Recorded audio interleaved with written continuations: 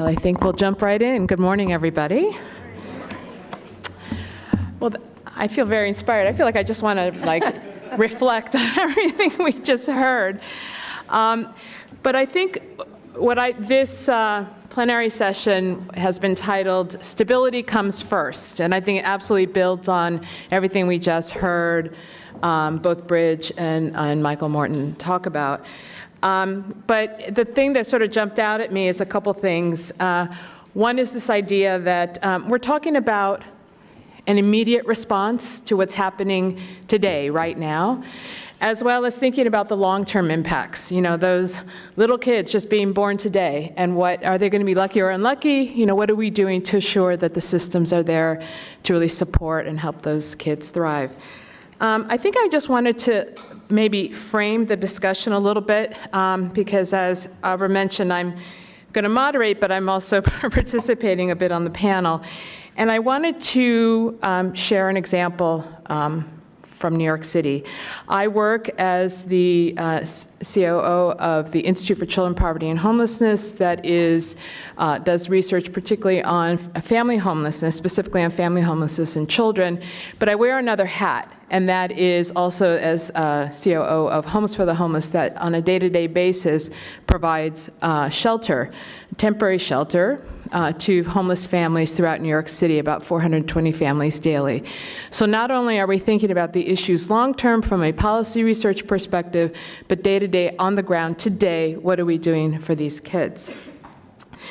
I only generally, to confess, think about public housing as sort of the end game sometimes for our families. How can we get families stabilized into public housing? But for a few years, we have been struggling because some of the data that's come out of New York City has been a bit troubling. We have a number of families. Actually, we have 1 out of 6 families who enter New York City shelter system come out of public housing. 1 out of 6. So, and this is looking at it across a decade or so of data. And so we looked at what is it? Why aren't, and especially when the rents in New York City public housing are affordable, on average $435 a month. They are still coming from public housing for lots of reasons. About 17% are being evicted. That is at half the rate of evictions out there in the private market. But it has to do with domestic violence, household discord, overcrowding. So there are things to think about also with when we talk about, well, what are the housers out there doing? What is it that maybe we should be thinking about in New York City to take that, stability, that safety net that families have, the stability of housing, and it's still producing homelessness into the shelter system? The other thing I wanted to mention is, New York City alone, is a monster in terms of this issue, in terms of homelessness. We have a lot of homeless individuals in New York City. I think as of yesterday, I believe it was 59,000, something like that, individuals in the shelter system. 22,000 of those are children. Children represent roughly I think it's 4 out of every 10 individuals in the system, and about 6 out of every 10 who are in families. The number of children in New York City system outnumber the number of unaccompanied individuals in the system. So to think about homelessness and to not think about children today, the newborns, the school-age kids, the high schoolers, is a mistake in coming up with our responses to or creative solutions to sort of the public policy challenges that we have.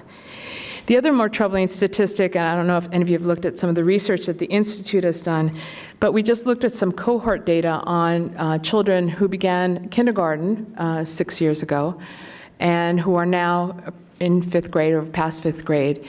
And what we found is that by the time a child entering kindergarten 6 years ago gets to 5th grade, they stand a 1 in 7 chance of becoming homeless. So those are very sobering numbers as examples out of New York City in terms of why, again, stability does come first. But it's not just stability in the housing, but again, what you're here to do at this conference is, what we're here to do is the cross-sector collaboration. I think having both Deb and Barbara here today, in many ways, their two organizations represent the ingredients for this cross-sector collaboration. And they both, I think, speak to every day the issues of what should those in housing do? What should they be thinking about? How can they work together? And I'll let them introduce themselves, but some of the observations I have, and I'm hoping that this is where the conversation goes a little deep, is that the work that the Corporation for Supportive Housing does really starts with housing as a platform to develop, to deliver services and really a stabilizing agent, whereas the work that SchoolHouse Connections done is bent at helping overcome homelessness through the education of children and youth. So it's really being a change agent. Where the Corporation for Supportive Housing looks at housing as an immediate solution. Of course, homelessness is here today. It's an immediate solution. What the work of SchoolHouse Connections is home education as a permanent solution. How do we go beyond it? So an intervention strategy, a prevention strategy, I think it's obvious to any of us doing the work out there that we absolutely need both. So what I'm going to ask both Deb and Barb to do is to introduce themselves and to talk a little bit about the work that they do, not just in dealing with the issue of child, youth, and family homelessness, but some of, to begin to spotlight, the areas in which some of where the rubber hits the road, where this work is really taking place. And after their brief introduction, I'm going to ask a series of questions to foster some, dialogue here on the stage. And then we're going to open it up and leave at least, 20, 25 minutes for some discussion. So start thinking about those questions we want to have to build on this morning's talks that we heard, the discussion we're going to hear, and have a kind of conversation amongst us all. So I guess I'll turn to Deb. Sure. Thank you. And thank you for the invitation to be here today. And I apologize for not being able to participate yesterday. Actually, I was in New York City at a ribbon cutting ceremony for an affordable and supportive housing project sponsored by an organization named CLPHA that does a lot of development in the city, in the 5 boroughs, but is also one of the largest service providers. And this was a partnership between CLPHA and the New York City Housing Authority. And they set aside it was a little more than 30 units of housing within this new development for families that were coming out of the shelter. And they were receiving service funding from a number of city agencies. And so I think we can certainly, I think, paint a dire picture of what's going on in some of these cities, but I'd like to focus my remarks today on some of the innovations and the collaborations that are really making a difference around the country. And I just want to nuance your description of CSH. So, we at CSH think about supportive housing as not just an intervention, but also as a means of prevention. So we work nationally with organizations, service providers, developers, government agencies to help build housing solutions that focus on vulnerable families and vulnerable individuals. And of late, we have been focusing a lot of our attention and a lot of our resources on families that are involved in the child welfare system. And we really got to that from our experience helping communities end, should I do air quotes, end chronic homelessness around the country. Find housing solutions for people experiencing long-term homelessness on the streets and realize, and I think Matthew said it better than I could ever say it, but realized the experience of young people, right? So homelessness is a predictor of foster care is a predictor of homelessness, and if we really wanted to have an impact on ending chronic homelessness for homeless adults, that we had to understand and really get involved with the child welfare system. So again, we see supportive housing as a means of intervention, but also prevention. and we've been working on a national demonstration with 5 communities and the ACYF to bring together housing and housing agencies and child welfare to target the most vulnerable families that are in the child welfare system because of their housing instability, that are in the child welfare system, have either had their children removed from the home or are at risk of removing their children from their homes. And what we've seen is that when we can use housing, connect the family, the children to services, that there's a better likelihood of all the things that Matthew talked about, right? Better education outcomes, better healthcare outcomes, housing stability, and then ultimately, closing out that child welfare case file and really seeing the child and the family, go on to better things. So that's just a bit of what we're up to, and I look forward to this conversation. Okay, go ahead, Barbara. Good afternoon. This is actually my 3rd CLPHA summit. 4th. No, I missed the last one. I missed last year. So there were 4. I missed last year. I apologize for that. But it was a revelation coming here for the first time and hearing housers talk about solutions beyond bricks and mortar, talking about improving life outcomes, talking about not just about ending homelessness, but about ending poverty and getting people onto a pathway that would truly lead to generational change. So I'm really thrilled to be back here again.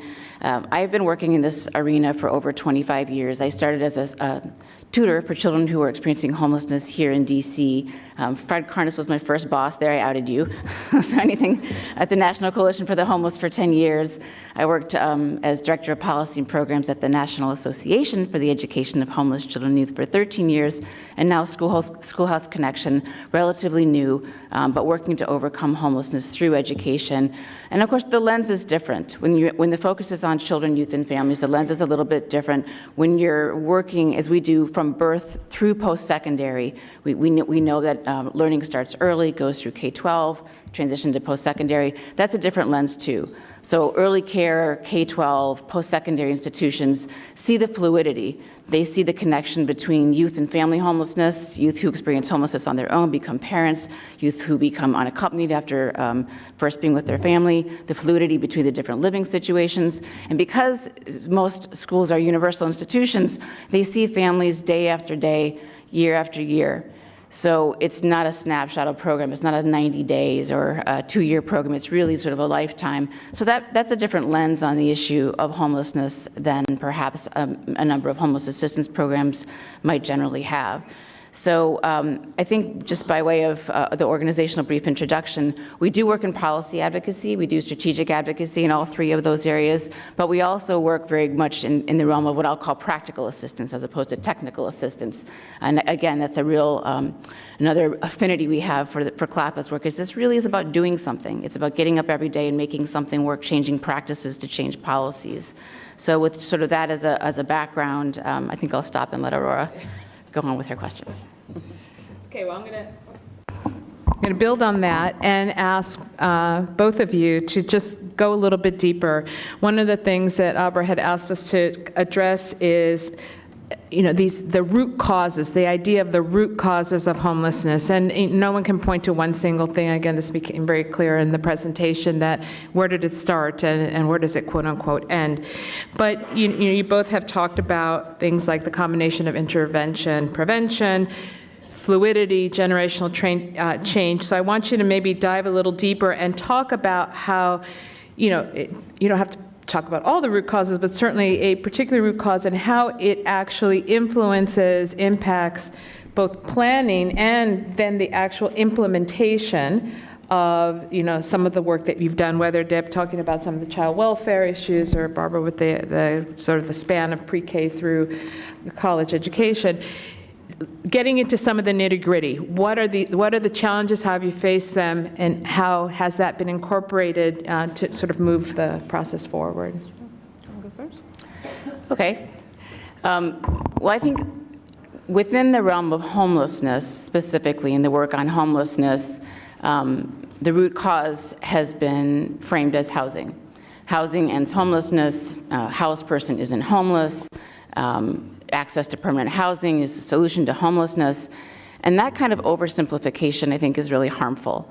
For one thing, it alienates those of us in other fields who have a different view. It says, these schools are a glorified referral system, and the work that they do to actually provide the education to obtain a job, to get a living wage, to actually afford housing and have all sorts of better life outcomes perhaps isn't valued.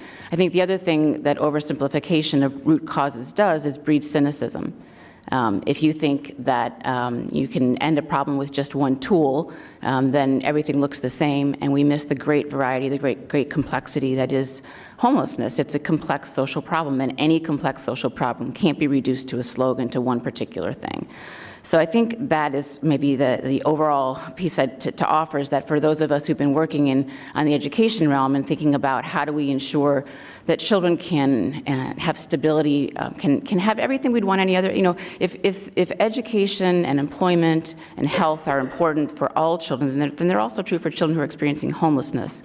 So the idea of a sort of a housing-only solution, I think, has made partnerships difficult. It's made programs difficult. And we'll talk about bright spots a little bit later, about those programs that are kind of really coming together and sharing goals and working on how they can get over that myopic view about what causes homelessness and therefore what the solution is. But I would just sort of offer that. And I'd also like to say, too, that I think even what we know about the educational outcomes for children and youth who experience homelessness is complex. For example, Bridge showed the difference in graduation rates, that being homeless, even compared to children who are housed but poor, has a negative outcome on academic performance. But why? What is that? Is it the trauma? Is it the instability? We know from work ICPH did, and also Ed Trust New York, that if you compare the academic performance of formerly homeless students to currently homeless students, it's about the same. That's really troubling. That is super, super troubling. So again, we have to ask ourselves why. We also have to look at sort of the academic, the outcomes on children and their education, the various housing interventions in a different way. So I'll talk about that a little bit later, but I guess I'm just sort of raising more questions than I'm putting out answers, with the overall argument being that if we're going to actually make a dent in homelessness, we have to turn off the faucet. We have to go upstream. And that, I think, is an approach that is gaining, I'll talk about that a little bit later, but is something that we all need to really fundamentally rethink about how do we get ahead of this. And I think that that's where the cross-sector collaboration and the alignment really bear fruit. Great. So keep in mind that CSH is very focused on vulnerable populations, so vulnerable families, vulnerable individuals. If we're working in the homeless space, then we're very focused on individuals and families who don't have housing or are facing housing instability, and typically have mental health issues or substance issues, whether it's the head of household or the individual. And so we do see housing as the platform, as Aurora said, or to use Brookings' language, housing as the hub. We don't see housing as the end-all to be-all. And I would agree with Barbara that we very much do need to go upstream, right? The story that we want to tell doesn't end with creating a housing unit. The story we want to be able to tell is one of creating that housing as a means of stability for that family that then connects them to education and healthcare and employment. But when we talk about those vulnerable families, I think it's important to note that or youth as well. It's important to note, as I think Matthew also said, that their service needs are not one-dimensional, that we can't think about families as being one-dimensional. And I think we can be successful if we think about services and titrating services and being able to dial up and dial back those services for families and for youth. But I would take the tack that housing is at the center of dialing up and dialing back those services and being able to connect that family to better education. Well, I'm going to ask us to go upstream then. I loved the idea, what Matthew talked about, that housing isn't the end game, but I think we could say that, I mean, I know some of you represent other sectors, so, healthcare isn't the end game, or education isn't the end, isn't just to get that diploma, right? So whatever it is that we do, however that is that we contribute to systems collaboration, cross-systems collaboration to change, I guess what I'd like to do is start the conversation and not only talk about going upstream and how the both of you through your organizations have done that, but talking about the blind spots that, again, Matthew raised. The idea of what were some of those blind spots, whether they were 10 years ago or yesterday, oh my God, I didn't know this, in trying to start things, whether it's the example you started to give, Deb, on child welfare, or some of the work that you're doing now, Barbara, whether it's getting kids to college or even the preschool work. I want to explore some of those ideas. So, and I'll stick with those child welfare involved families. I think one of the misnomers or one of the blind spots is that families who have significant service needs can't be successfully housed. And I think that's just not true, and I think the research and the data proves different. And so what we've seen is that it really requires assertive engagement. It really requires a different kind of case management for families. Families that don't have a support network, and so their support is that case manager, whether it's in public housing or supportive housing development. So that person who's bridging that family to the services and the assets within the community becomes a very essential role. And I would say likewise in education, right? You find those same people who are acting as that bridge for those families. And we don't have enough of those people, and we certainly don't pay them enough, because I think above anything else, they probably have the most impact when we're thinking about how do we successfully house these families, but also how do we successfully help them achieve other outcomes around education and employment and health. So I think that's, not thinking that families can be successfully housed is a big blind spot. I think for child welfare for a long time, it was not recognizing that the families that they were serving were in need of housing, that most child welfare agencies don't do a housing assessment for families. And so we learned actually through our federal demonstration where a number of those communities developed that tool, the importance of that tool and being able to assess what a family's housing environment is and what those needs are, and figure out how to connect them to the appropriate housing that then they can be engaged around those services. And I would say that because my background is in housing, and I know that whether it's public housing or it's affordable housing developers, one of the concerns is always around where do the services come from? How do they get funded? How do we pay for that case manager? And that's a real concern. But I think now we have this opportunity because what I'm seeing are child welfare agencies recognizing the role of housing in helping to stabilize their families. And they're not wanting to operate in a silo anymore. They're wanting to partner, but they don't know how to partner and they don't know who to partner with. And so I think this emphasis on collaboration is really important, and recognizing that we all bring different expertise to the table.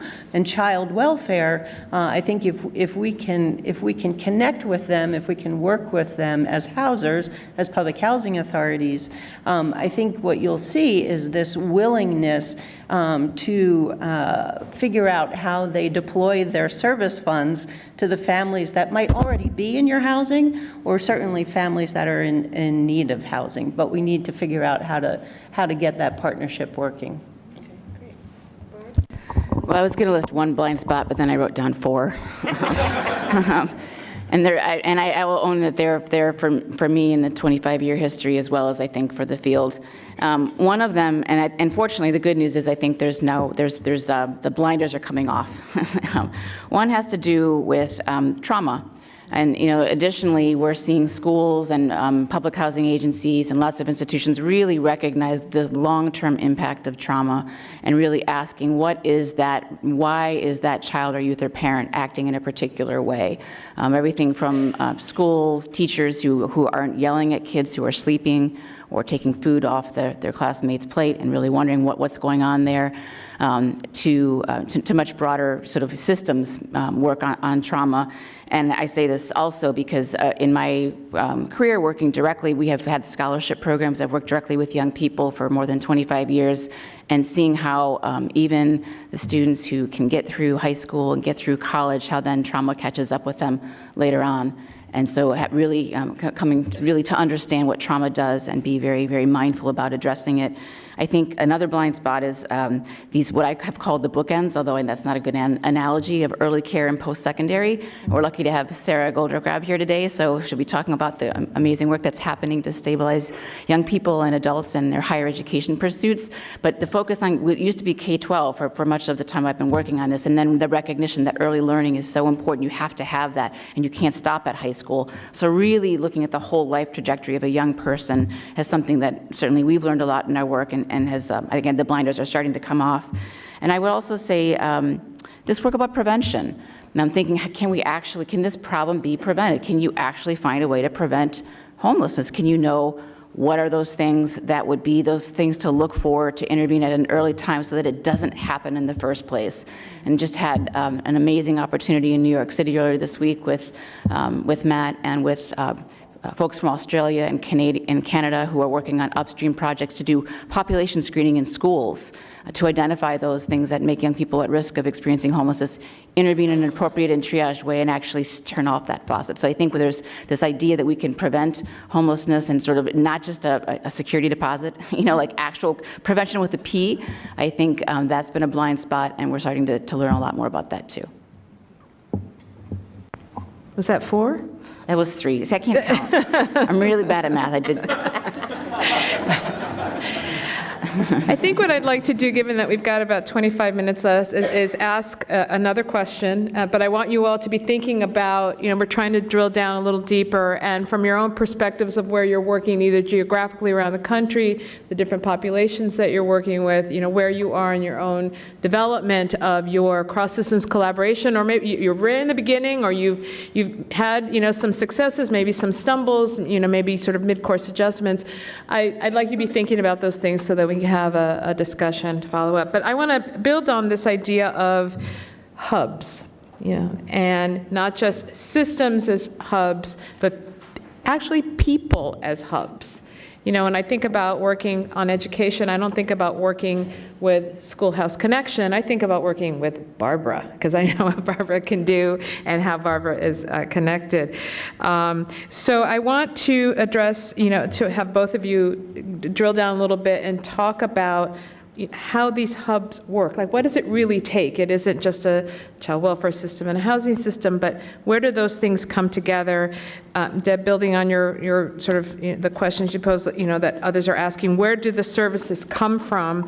Where does the funding come from? How does this, at the end of the day, someone's going to say, well, where does money come from, and how many people can I pay for over what period of time? What's the flexibility of the funding? So starting to get a little bit into that, the nuts and bolts of it. So if you can just address the question of hubs, whether they're system hubs, how those work, or the people within those hubs and what they actually bring to the table and make the whole thing come to life. Well, clearly you can't have successful hubs if you don't have people in those hubs who we would call champions, people who are going to go the extra distance to make the relationships work, open the drawer and find every penny in the drawer to devote to the partnership. So it really takes individuals who are willing to work across systems to make these partnerships successful. I'll point to a partnership in New Jersey, which is, New Jersey's not part of the federal demonstration pairing child welfare with housing agencies.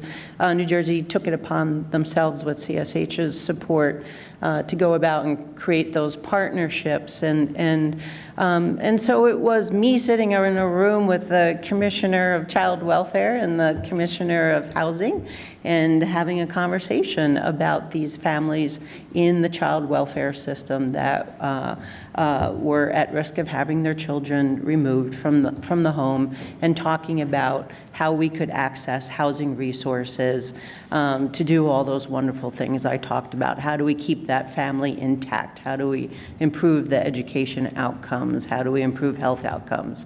When you start having that conversation and two people in charge of significant resources understand the importance of doing something like that for the first time, there's a willingness to partner.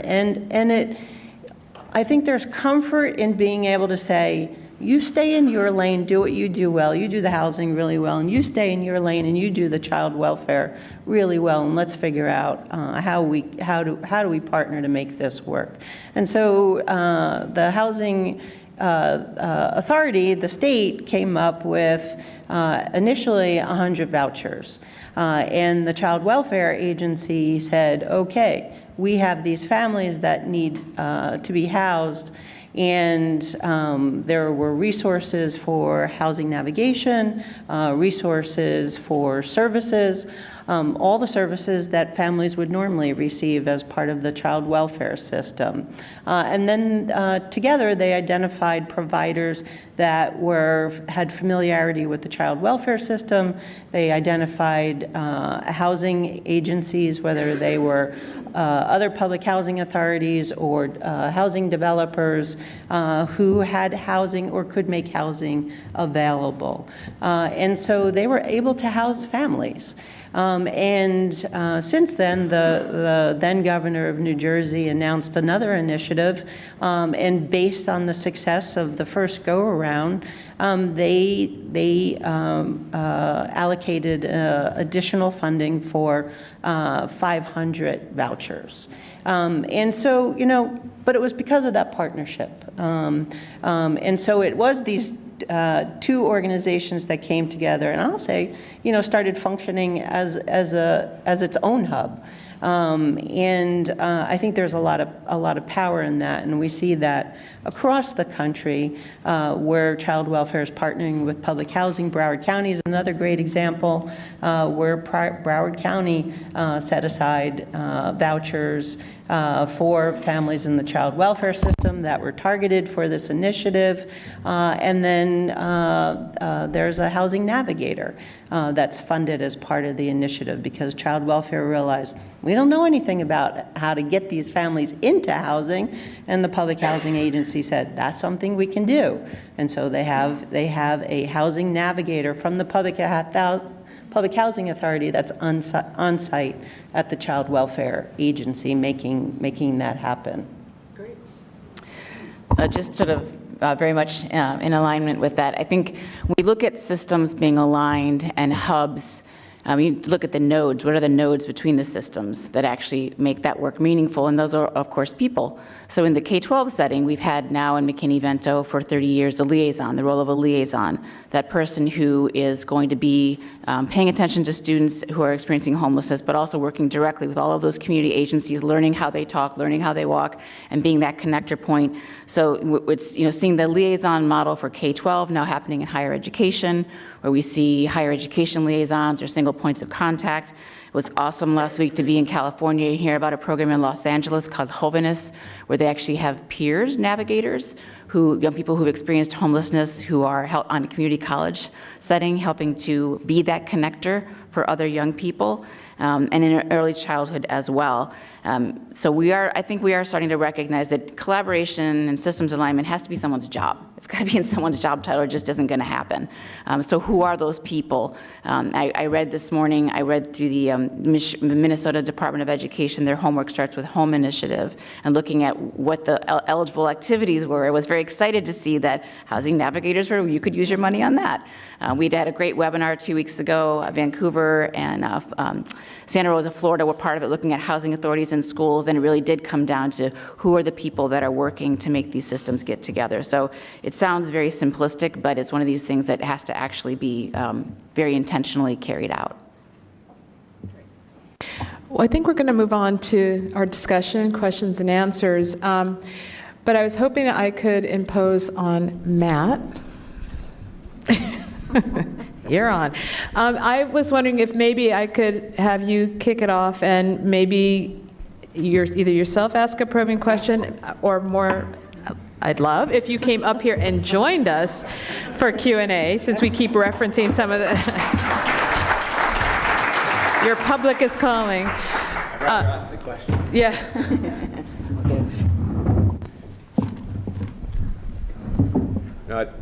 Thank you very much. Thank you. This is unplanned. Keeping it real. Well, I just, so I'm inspired by each of you, and I think each of you set a really nice foundation for why collaboration is important and how it can be transformative, and how housing can be a foundation for so many other positive outcomes. So it would just be great to hear of some tangible examples that you can elevate for the group about how people have taken the next step from housing to improve well-being and outcomes for children and youth and families. Well, again, I'll just say that the webinar that we did with CLPHA 2 weeks ago was really inspiring. I've worked with I've known about Vancouver's work in working with the school systems, and then learned about Santa Rosa, Florida, and what they were doing. And I think the thing that struck me, and they're archived on our website, so you can download the PowerPoint and learn all about the great things that they're doing. But I think the thing that struck me the most about hearing about the work that they're doing, Santa Rosa in the early stages, and Vancouver now further along in its development, is the way that they articulated shared goals. And I think you can't just assume that. I mean, a mission, vision, check, let's just go on to the next thing. And so the way that they articulated their shared goals, to me, then set the stage for the successful collaborations that they have, and that each system saw their bottom line reflected in those shared goals. So it wasn't just housing stability, it was improving attendance and academic success. And each system who has the things that they're accountable for saw those shared goals there and how they work together. So I'll just give that as one. I think there's more to it than that, but I was really struck by that in that presentation. Deb, you want to? Yeah, well, as part of the federal demonstration, there are 5 sites. So Broward County, Florida, San Francisco, the state of Connecticut, Cedar Rapids, and Memphis. And then there are a number of other places that are doing similar work, not part of the federal demonstration, so Columbus, New Jersey, and New Mexico. And we're seeing really good results in all of those sites, and interesting partnerships between child welfare and the housing agencies, whether they're public housing or supportive housing groups. What I didn't say earlier, but I do want to circle back. As part of that demonstration, one of the first things that we had to do was educate around housing first. Because again, this notion that families with issues like mental illness and substance use couldn't be successfully housed, and they shouldn't be housed until they're sober and clean. And this demonstration really takes a housing first approach. And that housing first is new to child welfare. Honestly, it's new to a lot of housing agencies as well. And so a big part of our work initially was in educating the partners about housing first. and getting them comfortable, because as you can imagine, child welfare that usually takes an approach when there's failure, then there's some sort of repercussion or not access to certain services or funding.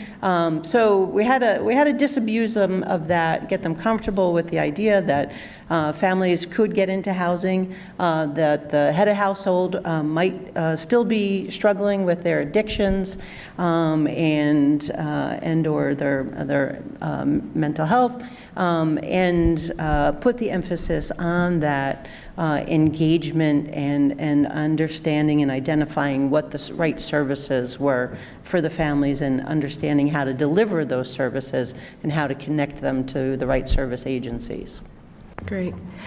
Well, we've got about 10 minutes or so, so I'd like to open up the floor for some questions. Aubrey, is there like a mic you want people to use? Okay. We have a question over here. So there's some, yeah. So if you could identify yourself, your name, and the organization and place that you represent. Yes. Hi, my name is Dill, short for Dylan C. Harvey. I'm out at Cambridge Housing Authority. I want to thank you all so much for everything you shared this morning. So I am really interested in homeless youth work as a survivor of domestic violence who fled when I was young, Black, queer as well. I really want to know, in your work, because a lot of times we talk about housing and units and being sheltered, right? But I want to know, what does home mean and require? And how do we define/redefine home that isn't centered around family composition? Because I think a lot of times we talk about the unit and housing, but for me, it's not just about being housed, it's about being home. Because before I left, I was housed, but I wasn't home. So how do you have that conversation in your work? And I'd like maybe encourage Barbara also to talk some about the scholars as well, your program, because I think it really addresses that question. That's exactly what I was thinking. That with the young people we worked with who come from a number of different backgrounds and a number of different challenges, now I'm going to make you cry, thank you, Aurora. They find home in each other. We didn't start with this notion of a cohort or of the support group being sort of the hub or home, but it really was those relationships and wanting to stay together and having people who would stay with them for the long haul, beyond college, into the workforce. So I don't want to sound like a Hallmark card here, but I don't think that can be, said enough, is that the connections that young people have to people who are going to be with them forever, that in some respects those people become a home, no matter where they are. And so whether it's a caring adult at some point or whether it's peers, those connections, those flesh and blood connections are as important as bricks and mortar. But Barb, maybe also what's gotten potentially in the way of that, of having home and that unit? Is it just literally distance or resources or someone to support those relationships? What gets in the way of that? I think it's just disconnections, the various ways in which young people have been, systems and adults have failed them, and so that sort of stepping backward and knowing that you have to go again, and you have to go again, and you have to go again, and so you won't take the gift card this Christmas, but maybe you'll take the gift card at Easter, maybe you'll take it at this point, and we are there for you. And we've also found that peers talking to other peers and saying they're really good for it. Like, so those who've been through our program and saying, yeah, you can actually talk to them, they're good for it, has been another way to build trust and support and that sense of family with a capital F and home with a capital H. Dill, thank you. I really appreciate you sharing. And this is a good stirring question on lots of levels. Totally agree with Barbara. When I was in Austin meeting with some of the young people in one of the programs there, this is one of our partner counties, a young person there said, when I was on the streets, I wasn't homeless, I was houseless. He said, I had a community, and it felt like more of a home to me than anything I'd had when I was under a roof. And I think it's important for us to recognize that young people have a lot of different ways about thinking about home, and that's why it's so important that young people with lived experience are at the center of the dialogue, so they can help us shape what we mean by these terms and how we use them. The other thing that I think is important is that when you look at the U.S. Interagency Council on Homelessness framework around ending youth homelessness, I had the privilege of being part of this framework when I was in the federal government, and Jasmine Hayes is here. That framework lays out 4 core outcome areas for ending youth homelessness. One of those is stable housing, but just one of them. It also includes permanent connections or positive connections to caring adults and social networks, includes education, employment, and social emotional well-being. And that framework reminds us that we need the ingredients in place so that we're not just putting a young person under a roof, but we're helping a young person sustainably exit homelessness. And those positive caring connections are really critical. And sometimes those are in the family. In our LGBTQ brief, which we just launched a week ago, it's now on the website, really gets at, for LGBTQ young people, this sort of idea that we can't just create these two-dimensional pictures of young people where they had family rejection or they had family acceptance. We had one trans young person who was highlighted, her story was highlighted in the brief, and she was rejected and verbally abused by her father. Her mother was sort of in the middle, and her grandmother provided a lot of love and care and support for her, and she stayed with her grandmother in between shelter stays. And so in one family unit, you have sources of rejection, sources of healing, sources of potential, and programs and systems need to recognize that and assess for that when young people come in the door and have a conversation about how they can align young people with those connections beyond just providing stable housing. Another question? I think we have one over here. Yes. Oh, I'm sorry. My name's Diana Speragna, and I'm with the San Buenaventura Housing Authority. And this may be an out of the park question, but prior to being appointed to the San Buenaventura Housing Authority, I was with different churches and different agencies, the St. Vincent de Paul, warming shelters. I had a lot of time on my hands, so every night and every day I would go out in the community. If you know anything about St. Vincent de Paul and some of the other organizations, especially during our fires, we would actually go to the rivers and go to the other areas where we've lost 600 housing places for families are displaced, they're living in their cars. And I also had the access to a lot of county agencies, a lot of other private agencies, the Rotary Club, Chamber of Commerce, a lot of organizations which have money to help. And if you know these people and you go to these organizations, they're very willing to give emergency funding to hold and to help kids in place, especially kids that are under 15 living on the river, getting high, temporarily till you can get them to different county agencies, our housing authority.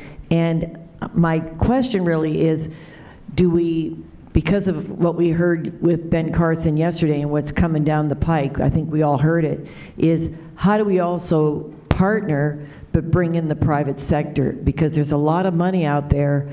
A lot of these churches, our Mission Church, our Unitarian churches, our Catholic churches, our Baptist churches, they have a lot of money, and if you ask them, they'll give it to you.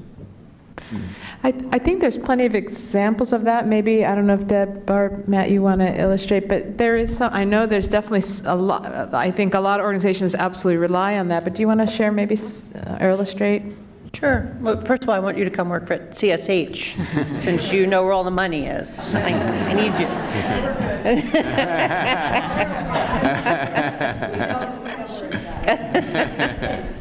I would say the number one place Yeah. is Rotary Clubs.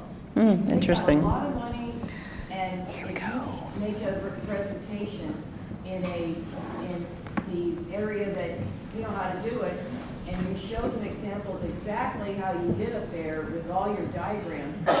These people have millions of dollars and millions of dollars, and many of them, I call them the red guys, but that's okay, because they're willing to write a check right then and there, and that is a temporary check to hold them and house them, maybe in hotels, give them emergency services that they're not going to get right away with all of our overextended county sitters and county sources, where we've got huge families that are been displaced because of our fires. Sure. And our Yeah. floods. You know, you've heard about Santa Yep, Barbara, yep. you've heard about Fillmore, you've heard about Santa Yeah. Paula, you've heard about Ventura. Well, we're in a drought.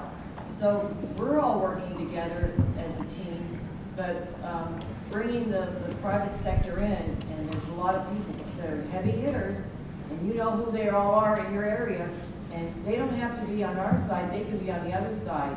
But you show them what you need, and there's a lot of good people out there. Okay, let's, Yeah. Barbara's making some notes, so I know she has a couple ideas. So, you know, we've been doing work around what's called pay for success. And not to say that pay for success is the ultimate answer, but we're just looking for different opportunities to create new funding sources, new sources of funding. And so pay for success is this idea that you can partner with the private sector to bring investments into interventions that can prove good outcomes. And so for us, supportive housing is one of those good outcomes. So that we can say that if a youth or a family or a homeless individual gets housed and we can connect them to services, then their life on the streets, in the shelter, in the emergency rooms, that's reduced, and that there's some cost savings, or at the very least, much better outcomes. And so, you know, we've seen private investment into those initiatives. So I think that's one idea how we can work with private investments. But I also think that you talked about churches. I think churches are an untapped resource. That we, I think, as a community, need to figure out how to work with the churches better that have resources, again, that are just going untapped, I think, for housing and services. One more thing, I'm sorry, I'm sorry to interrupt, but just in the interest of time, because we are running out, I wanted to give Barb and possibly Matt a chance to, and then we can talk offline more, but. Just very quickly is that I think we've definitely seen, both from the early childhood through K-12 through post-secondary, amazing partnerships with the private sector, with faith-based initiatives. Host homes is one example that for particularly helpful for minors who are experiencing homelessness. So banks, Rotary, all the ones that you named are there. I think the issue is this is not a visible, particularly for children, youth, and families, it's not necessarily very visible. So the issues that Matt talked about, when you have a hidden problem, then you can't even, you know, you're not talking to the faith-based community, you're talking to private sector, you're not talking to anybody because no one knows it's there. So we have a lot of work to do around raising awareness and visibility in order to get to some of the untapped resources. Barbara covered both of us. We have a question over Okay. here, and then we can go to Steve's. Well, Okay. I don't know. Where's the mic? Over here, Okay. should I ask my question?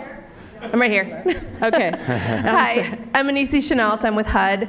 I run the Family Self-Sufficiency Program, so I do supportive services in public housing. And my question is, we have a really small program, the Family Unification Program, which matches vouchers for youth aging out of foster care and for families involved in the child welfare system. We have VASH for veterans who are homeless. But I'm really concerned about the number that you quoted, about 17% of people entering the homeless system are coming from public housing. We've done a lot of work on raising homelessness priorities for our housing authorities. What more should we be doing in the public housing world to be working better with the homelessness world in terms of preventing that churning? I'll let them answer, but I just want to add a couple of additional data points to that. One thing that's interesting, it's only about 11% of the households in public housing are on public assistance. But by the same token, over 50%, I think it's 52, 53%, do not have an adult in the household who is employed. So I think that nexus right there of employment and the means to get that employment. So I just wanted to fill that up, but let me turn it over to. Yeah, So I think a number of us have said that housing isn't the end game, right? So I think it's wonderful that there are resources for housing, but without that collaboration and without understanding that people in housing, youth in housing, need services. So I think some of the work that had been done under Fred Carness when he was at HUD and reaching out to his partners at HHS and working collaboratively around pairing housing with services was really important, and I would love to see that work continue under this administration at the federal level. And I think it was something that was being modeled locally, and certainly through the interagency's efforts. And it's important that that work be modeled locally, and the resources come federally to do that. The only thing I'd just add quickly as a pitch is to really think about race, ethnicity within that context. I don't know that particular data point, but I want to know what are the racial disparities in transitions from public housing into homelessness, and I think just as a system in youth homelessness, we're thinking about this a lot right now, how we center racial equity within the vision and the movement to end youth homelessness, and that starts with data. It starts with data on who's accessing the system. It starts with data on who's getting exited and utilizing what services, and it starts with data on what the outcomes are and the transitions out of homelessness. And we don't know at which point the racial equities are most prominent and what the drivers are until we start to collect and use that data and have a serious conversation. Amen. Did we have time for one more? Okay. Thank you so much. My name is Olive Joyner. I'm with Housing for New Hope in Durham, North Carolina. And so I've been working in and around homelessness for probably about 20 years or better. And first of all, Matt, thank you so much for sharing your story. You're not the only one in this room probably that got away, but I'm really thankful that you shared your story with us. I'm always amazed at the number of college students across the country that are using performance drugs like Adderall. And those are kids who probably started off with attention deficit disorder, and their parents had the education and the knowledge of how to get them help. Now, you do know, that's abused a lot across the country. But at the same time, that level of education, understanding, knowledge is not passed down to people who are living in public housing communities, folks that I ran across who are homeless. Most often when I would talk to them, it would be like a foreign language. So we use language that our families don't identify with, and so they don't always know how to get the help that they need. I just think we need to do a better job, mental health agency, in demystifying language so that families find themselves in their issues. And being able to name that is so empowering. And I know that I just think that people don't understand that what might turned out as, or what might have started out in school as being, I forgot to turn my homework in, I'm a class clown, I'm whatever. These are things that follow them into adults. They shouldn't be ashamed of it. It's an issue. It's an issue that they don't understand, and they're frustrated, and they don't know how to deal with it. So I think we need to do a much better job in our community about educating folk on what the symptoms are, and not being ashamed that you are who you are, and build upon that. I've met some of the brightest and the most brilliant people in homeless shelters, much like the ones you just described. I just think we need to do a better job around mental health. Yeah. Thank you. Would you? Barbara might have something to say on this. Thank you very much for that passionate illustration of reality and important truth. I want to give a shout out to Sarah Goldrick-Robb. I think she's leading by example on how you integrate and normalize these issues in something as simple as a classroom syllabus. When young people come into school, you need to know what your reading list is. You also need to know how to access supports and services for your basic needs, and to put that out in front and for everybody, then it recognizes that this is something that can affect anyone, and it should be normalized, should not be stigmatized, and we need to think about it as a system and address it at every level. So I encourage you to look at her examples. I don't know, Barbara, do you want to say anything else? Well, thank you all for your questions, and please join me in thanking Deb, Barb, and Matt.